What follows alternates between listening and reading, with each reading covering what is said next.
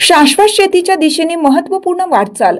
कवठेमहांकाळ येथे खरीप हंगाम 2025 पूर्व कार्यशाळा संपन्न.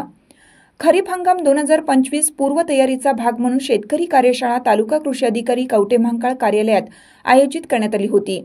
या कार्यशाळेप्रसंगी माननीय तालुका कृषी अधिकारी श्री रमेश भंडारे साहेब यांनी विभागाच्या योजना व खरीप हंगाम बाबत कवठेमहांकाळ तालुक्यातील शेतकऱ्यांना सविस्तर मार्गदर्शन केलं.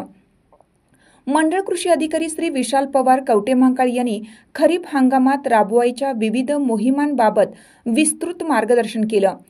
प्रगतशील शेतकरी श्री रमेश खंडागळे अग्रण धुळगाव यांनी मक्का उत्पादन तंत्रज्ञान व फार्मर प्रोड्युसर कंपनी स्थापन करण्याबाबत उपस्थित शेतकऱ्यांना मार्गदर्शन केले.